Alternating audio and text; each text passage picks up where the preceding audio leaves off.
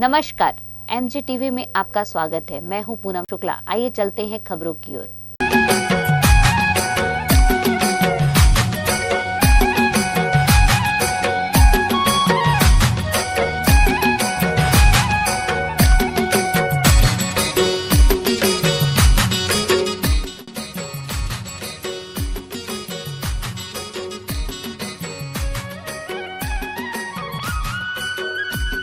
अगर इरादे बुलंद हो तो घोर अंधकार को भी चीरने के लिए एक दीपक की लौ ही काफी होती है।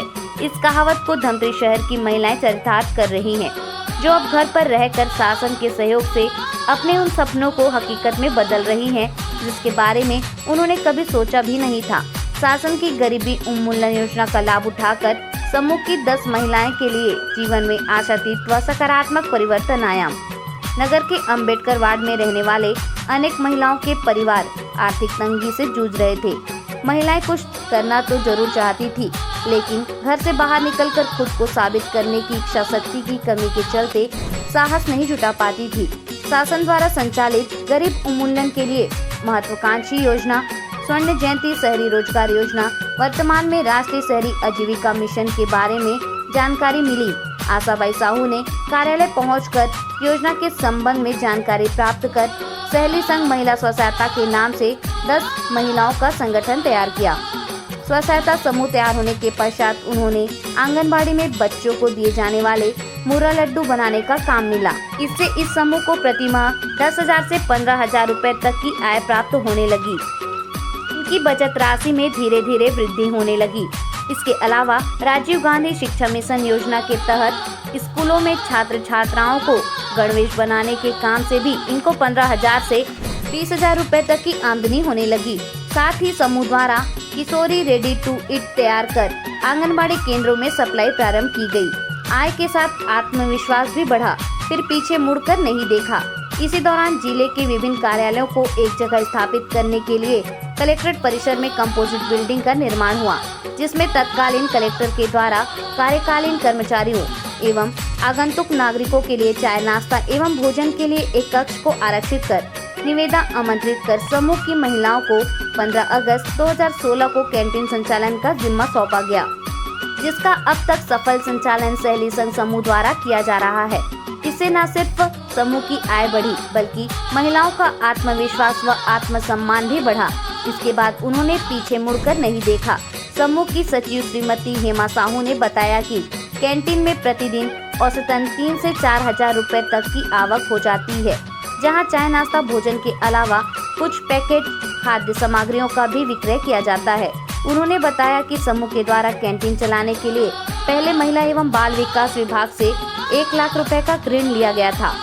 सभी सदस्यों के द्वारा 1 लाख रुपए जमा किए गए तथा समूह के खाते में 1,85,000 रुपए निकालकर कुल 3,85,000 रुपए की राशि एकत्रित की गई। इस राशि से कैंटीन का संचालन का प्रारंभ किया गया।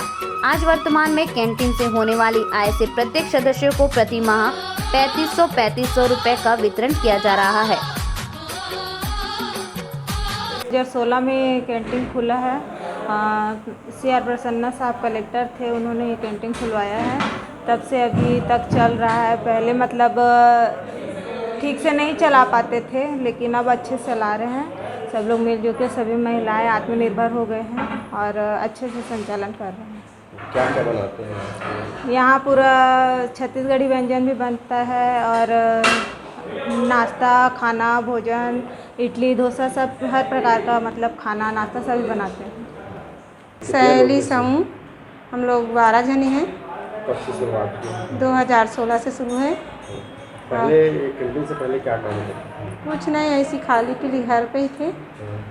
कैंटीन खुलने से हमारे घर में जो समस्या थी वो एक में नहीं हो पा रही थी, वो यहाँ आने से अपने घर के कामों के में हाथ बटा मतलब, और यहाँ आने से बहुत ही मदद हुआ भाई। यहाँ आने से हम लोगों की खुद के ऊपर जिम्मेदारी, उसको हम लोग अपने परिवार को चला सकें, ऐसे हम लोगों पर अच्छा है। खाना वाना अच्छा दे रहे हैं, अच्छा खिलाते हैं और मार्केट वैल्यू जैसा ही है। यहाँ का प्राइस भी जो है सेम है, ठीक ही लगता है। बाहर खाओ यहाँ खाओ मतलब एक ही है। यहाँ आमतौर पे बड़ा समोसा और कुछ मिठाई में जलेबी वगैरह या मीठा समोसा टाइप लाइक। छत्तीसगढ़ी व्यंजनों की बात करें तो तो हमारे छत्तीसगढ़ी व्यंजन तो वही है, हमारा धमतरी का फेमस मूंग बड़ा जो होता है वो सब जगह प्रचलित है, तो वो मिलता है, मूंग बड़ा तो मिलता ही है। बाकी समोसा तो कॉमन है, 2 आइटम ज़्यादा चलते हैं बस। इसके अलावा वर्ष 2017-18 के राजोत्सव मेला नया रायपुर के लगाए गए स्टॉल में इस समूह के द्वारा स्वयं से उत्पादित सामानों बड़ी पापड़, अचार, मुरकू, बिजौरी, फल्ली लड्डू, तिल्ली लड्डू, मुर्रा लड्डू आदि सामानों को मात्र 4 दिनों में 52,000 रुपए की आय समूह को हुई। महिला समूह के लिए यह बहुत बड़ी सफलता थी। पापड़ बनाने की ऑटोमेटिक मशीन भी खरीदी।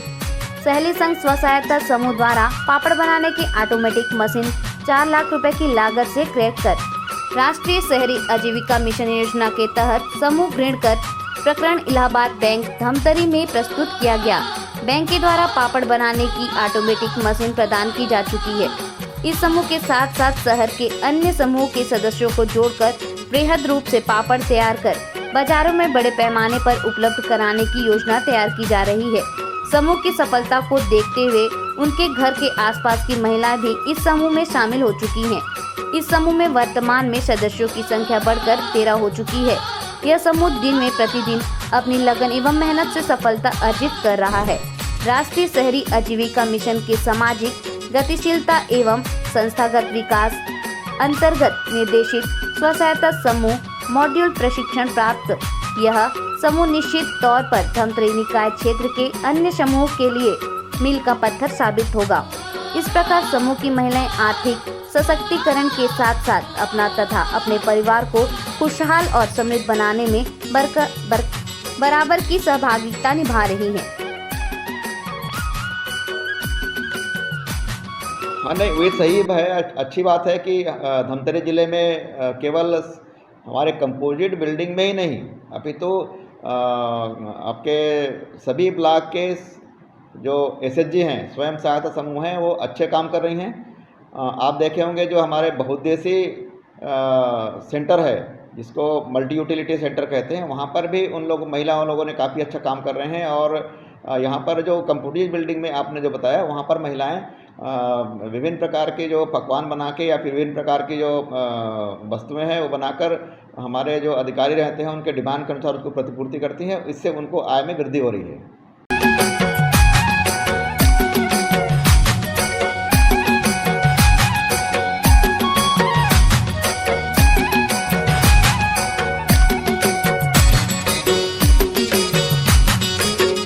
खबरें लगातार जारी रहेंगी। आप देखते रहिए MG TV।